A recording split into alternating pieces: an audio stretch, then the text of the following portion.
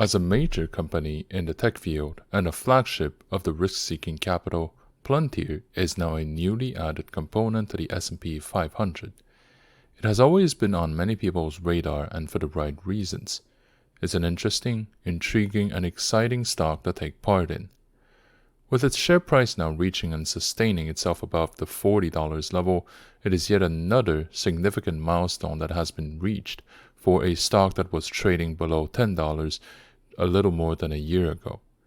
Break-even and profit helped its fortune first, and then the AI craze led its price to the new phase of massive growth. Palantir is now officially part of the major league, attracting ever more mainstream interest and adoption. And recently, it has entered into the price discovery phase where the sky's the limit. The market wants a comeback, and what we're seeing now is a triumph. With the financial landscape moving thick and fast, for the better and worse, I wouldn't be surprised if they will make new highs in the month to come. Volatilities may be a very sharp, double-edged sword, and that sometimes work in our favor.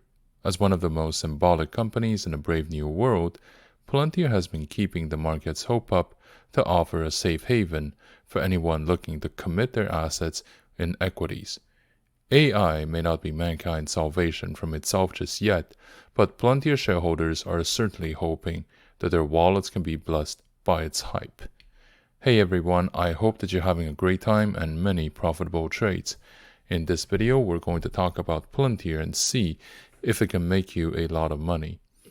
Over the years, it has become much more than yet another tech stock begging for a capital in exchange of empty promises. It became a major player in the sector that may tell us a lot about how the market appetite for risk exposure looks like, and if the tidal wave is ready to raise all ships. The company has enough reputation and prestige to arouse the market's curiosity, as well as people's tendency to follow trends.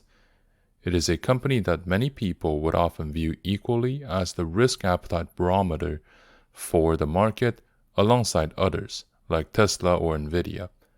Palantir's reactivity to the macroeconomic tidal waves does make it a very interesting company to analyze and to perhaps invest in. And in this video, we're going to take a deep dive into Palantir and see whether it deserves to have a place in your portfolio. Before the video continues, I just want to take a moment to thank each one of you for coming to my channel and hope that you will enjoy your stay here and to come back for more. If you like what you see, please consider to like, subscribe, and to check out my channel for more content about Palantir and others that I may cover. With that being said, I hope you're going to like today's video, and let's continue.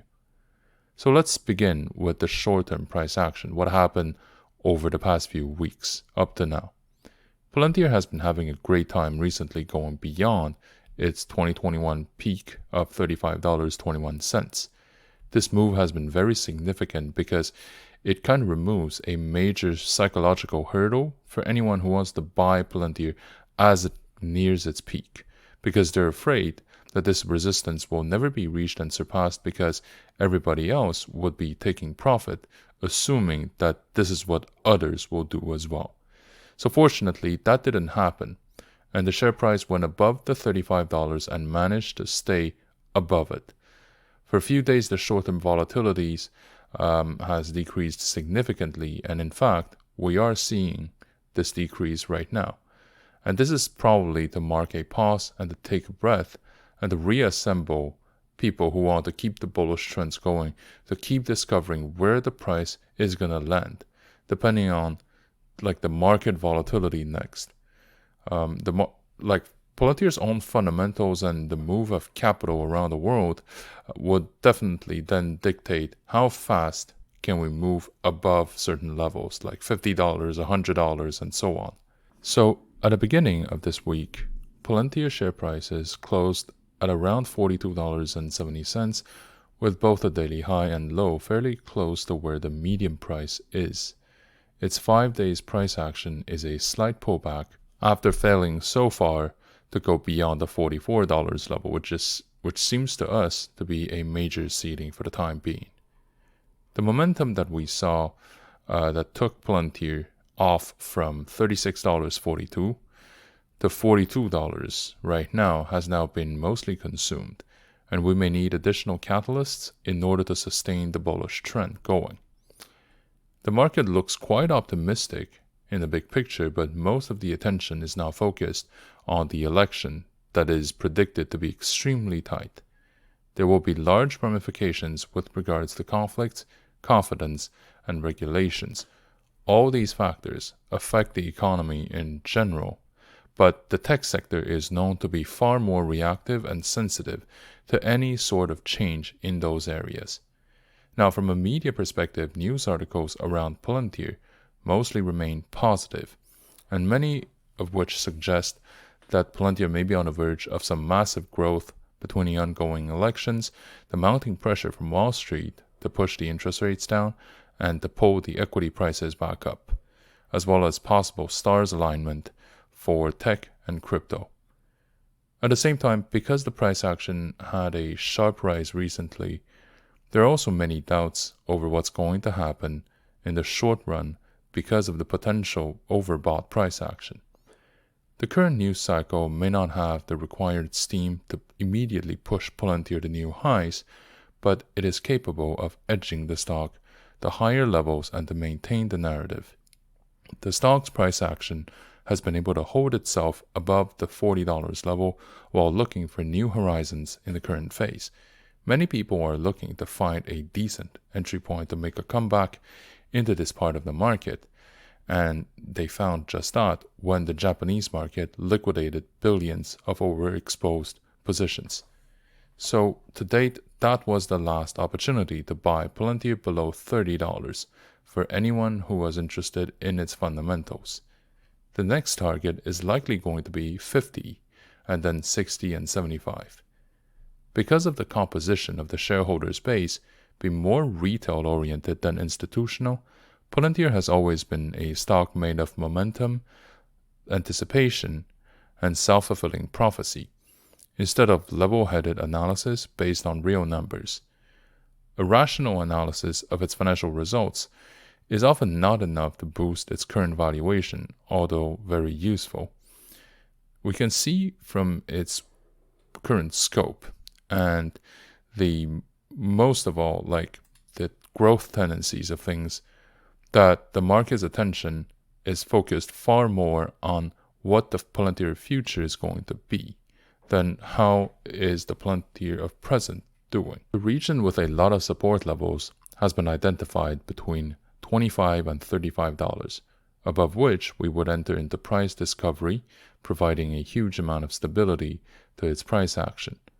These levels have served as important markers for investors, indicating potential areas of price reversals or continuation that have now been passed through, and the fact that they have been tested and successfully defended means that the company has real resilience, a pretty solid bedrock in terms of demand.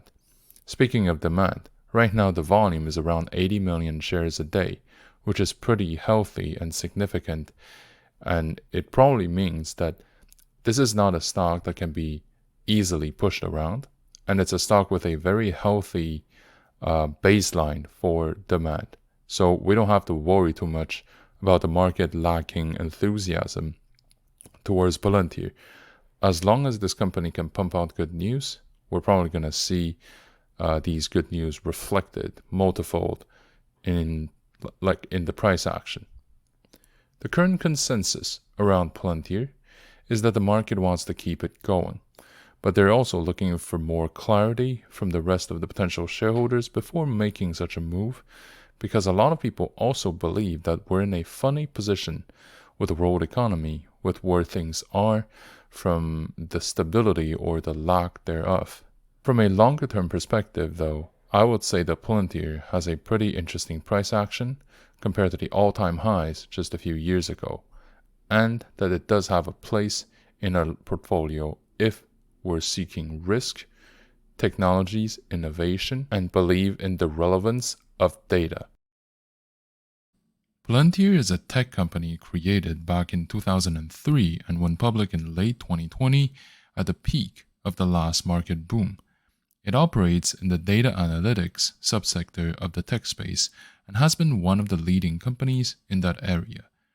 It is known for its position taking, the relationships with public sector actors, and its engagement of key members such as Peter Thiel and Alex Karp. Another aspect that sets itself apart from many of its rivals is its proximity with the intelligence community, as the company relied on seed funding from the agencies back in the earlier days.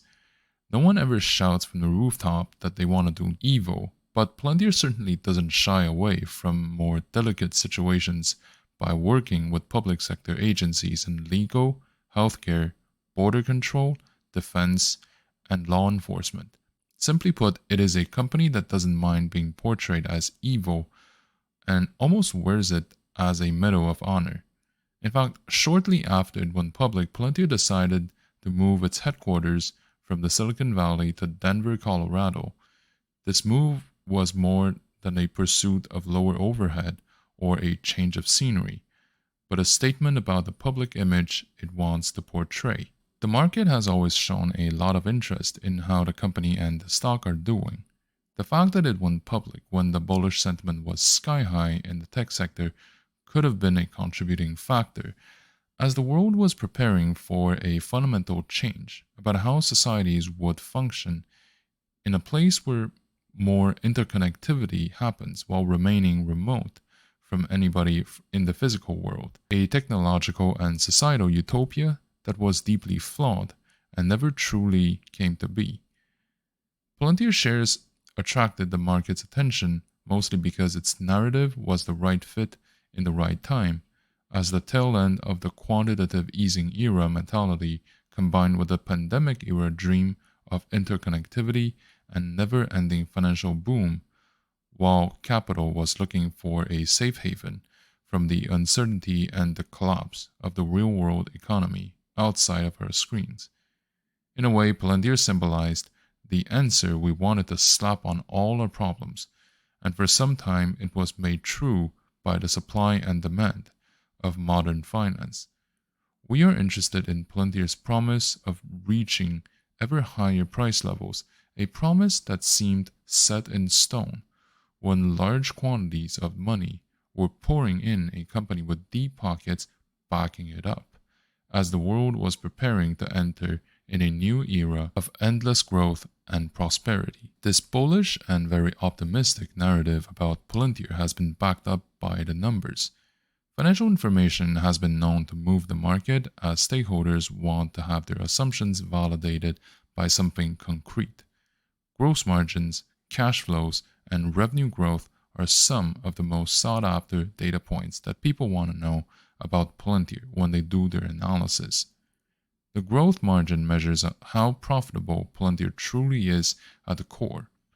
Beyond the quality of its marketing campaigns, the hype around its projects, or its brand power, gross margin tells us whether there is enough demand for what the company is selling, and if each additional dollar covers the additional expense that the same dollar generates alongside. To that end, Palantir is a very successful company with a decent profit margin, even when the shares were trading below $10 during the last sell-off period. This was the first sign that Palantir is more than just an empty promise begging for your money. The business model is something that can be scaled up and marked up because it has true fundamental value and it is validated by the market and its clients. Once the core business model has been validated, cash flows tell us whether Palantir will need to go through cash injections to keep its operations going. And very often, a tech startup may ask shareholders to pitch in even after they bought the shares, because the funds collected from equity sale is not enough to cover the operating expenses.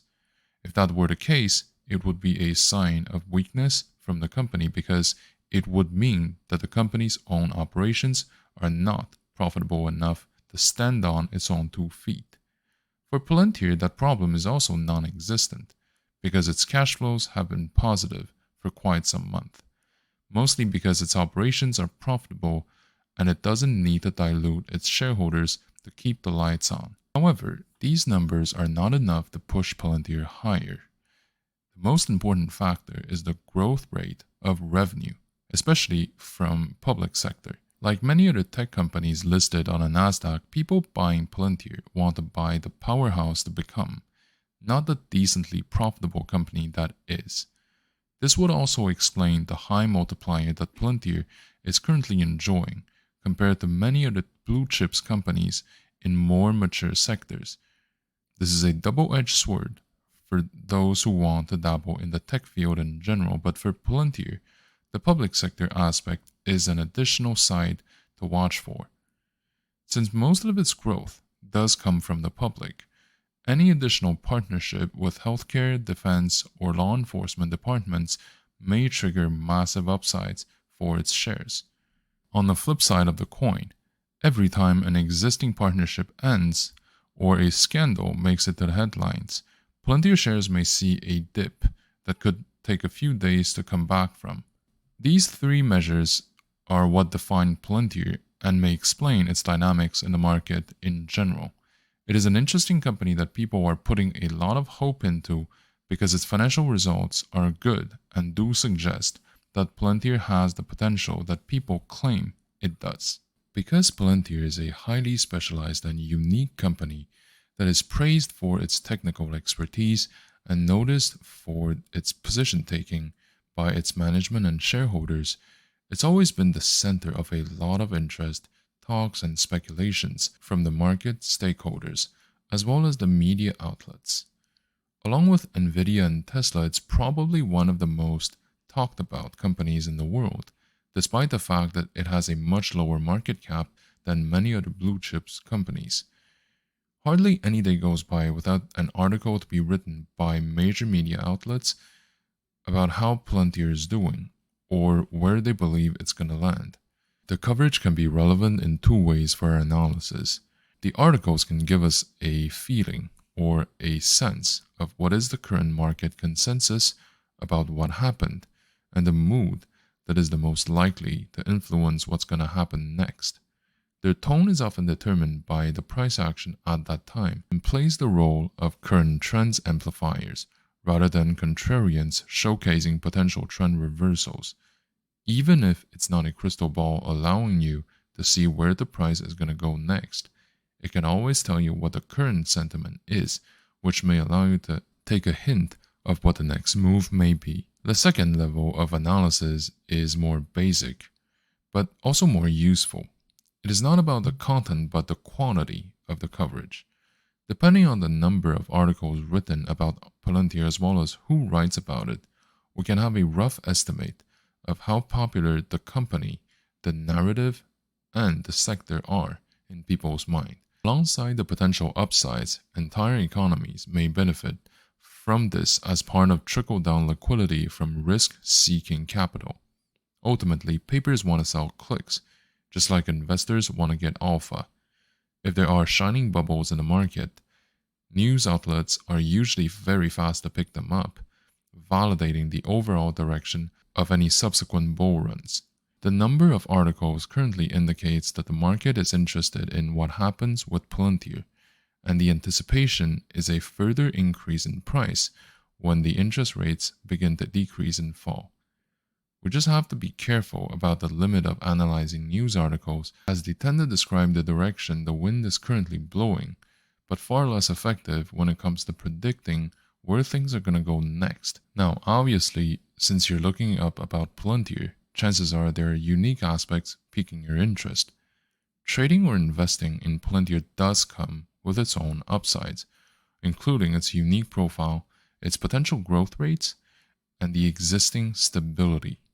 Palantir is a company operating in the data analytics subsector, which is a very promising place, lots of favorable talking points and potential vectors for future growth going forward. The world is getting more digital and analytical on a daily basis, as more and more business decisions will need data-driven information in order to make that call, as well as to optimize daily operations and locate the trends of the future. Palantir has been trading for a few years, but its existence dates back more than a decade ago, and its expertise does bring it head and shoulders above many of its rivals. It has deep relationships with deep-pocketed public sector departments in defense, law enforcement, and healthcare that we talked about, all of which require Palantir's digital solutions for their planning and decision making. Unlike many of the Silicon Valley unicorns, Palantir also doesn't pretend that it doesn't do any evil or that it lives in a perfect world. The HQ move to Denver, along with the Davos speeches of its CEO Alex Karp, do suggest that Palantir is willing to take on the challenges of the future and that it's not afraid to say so out loud. The relationships established by Alex Karp and Peter Thiel, two of the founding members of Palantir, have opened many doors in both public and private sectors, allowing Palantir to cruise on the trends. Recently, it also announced that it's going to participate in the trending AI field, which is one of the main reasons for the stock to go from $15 to $30. In addition to all this, Palantir does have a layer of stability that many of its rivals don't have, and that can be seen in its cash flows. Palantir's cash flows have been in the positive for some time already, which is a rare advantage above many of its competitors because it means that a company can sustain itself in terms of the needs and doesn't have to beg investors for more cash injections in exchange of dilutions. With that being said, investing in Palantir also comes with a few unique downsides due to its company profile and the characters of the sector itself. Being a company that analyzes data for a living, Palantir will be more exposed to potential legal problems compared to other industries. Since the topic of data privacy, ownership, and proper usage have been under heavy scrutiny from the past scandals with social media, how Palantir acquires, processes, and safekeeps those data while serving its clients can be open to legal battles, which may cost the company its image, reputation, its bottom line, as well as future opportunities to get more contracts from government agencies, the same agencies that may require these data that were maybe used under inappropriate circumstances. It's a bit ironic, but that's probably the way it's gonna go. My theory is that since this is a touchy, delicate area of this economy, and no one wants to rock the boat, meaning no one wants to take on the blame if anything bad actually happens, in that case, it's possible that Palantir may take on the loss without having the capacity to shift any of the blame to other stakeholders. Because if they do that, they're going to rat on other people, and maybe they don't have the opportunity or the luxury of doing this. The other thing to consider is the potential decay of the narrative's value. AI and data analytics are very popular topics now. They're trending in the market, that's for sure. But what would happen if they stop being so popular once a newer sector has been created out of thin air or come back from disgrace? If we look at what happened with electric vehicles, we may see a similar drop in interest for data and AI, along with a potential drop in their market cap value for companies like Palantir. So, what these additional risk factors mean for anyone really looking into buying Palantir is that it is a blue chip sized tech stock with the volatility, or arguably with the volatility of a startup, mostly held by retails. Trading comes at a significant potential price volatility cost, and investing does require a fairly high tolerance of uncertainty. So right now, the global markets are facing a complex interplay of factors that have the potential to significantly influence the equities worldwide. In this speculative analysis, I believe that the consequences of the global inflation, surging commodity prices, and declined quantitative easing, as well as the rise of inflation rates or interest rates, plus the geopolitical instabilities, are going to play a significant part. The increasing inflation rate has been putting pressures across the globe, threatening the purchasing power, raising the input costs, and impacting corporate profitability. Companies operating internationally may face challenges in managing rising production costs and also to sustain profit margins. Those dynamics could trigger market volatility as investors adjust their risk-return expectations. The upward trajectory of commodity prices, including energy, metals, agricultural products, have been having far-reaching implications for various sectors of the global equities market. The companies heavily dependent on these commodities may experience squeezed profit margins, potentially affecting stock valuations and investor sentiment.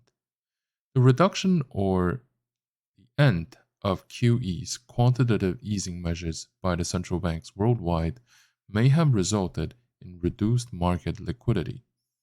So, this in turn could lead to higher borrowing costs for companies seeking capital, which may also discourage investment activities or will.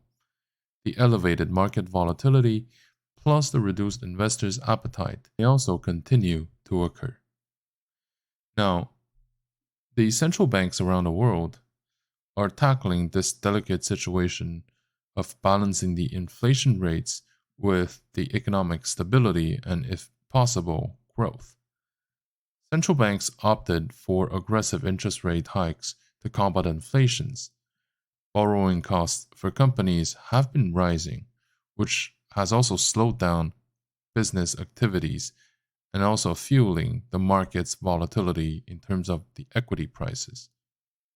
Now, ongoing geopolitical tensions, including trade disputes, political uncertainties, and social unrests, will inject an additional element of volatility into the global markets. Investors may adopt a cautious approach, shifting towards safer assets, impacting the equities. Additionally, the escalating conflicts may disrupt supply chains, negatively impacting the performance of international companies. Given the interconnectedness of global markets, the aforementioned factors have reverberating effects on the US equities market. Companies with significant exposure to international market may face a lot of headwinds resulting from the economic slowdowns, disrupting the supply chains and the currency fluctuations. But nevertheless, the US market is known for its resilience, and the diverse sectors may attract investors seeking safe havens. So, really, the current landscape is characterized by global inflation, surging commodity prices, reduced quantitative easing, rising central bank inflation rates, geopolitical instabilities, and also ongoing lack of certainty regarding growth. While the US market may exhibit relative strength due to the safe haven status, it's going to remain interconnected with the global economic landscape. For long-term investors, these conditions may offer opportunities to identify undervalued companies with strong fundamentals and international diversification.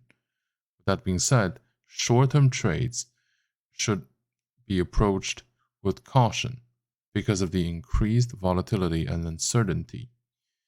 And also, we should be careful when assessing individual companies, sectors, or regions. Now, having said all this, my recommendation for Palantir overall would be that it's a pretty bullish buy in the long run, and in the short run, I would recommend to trickle in carefully. It's a stock that a lot of people believe has a bright future ahead of itself, but sometimes it can also be overbought. I believe that the market will eventually stabilize at around $40 before making the next push. The stock is still in a, how can I put it, price discovery phase, and still, like, sky's the limit when it comes to how high it can go before making a real change of, like, a switch of trend. So I believe that the market now needs just new catalysts to start another phase of exponential growth if the investors look to get back into the game, both as a safe haven for flight capital around the world, but also as a token of optimism and trust to the new hopes of tomorrow. Now, I believe that the share price is a little bit overbought at the moment, so I would definitely buy more on the pullbacks, but start to have like a very little presence or footprint into the stock. Personally, I would recommend to commit between 8% to 10% of your portfolio in Palantir and to gradually purchase it over the next 18 months.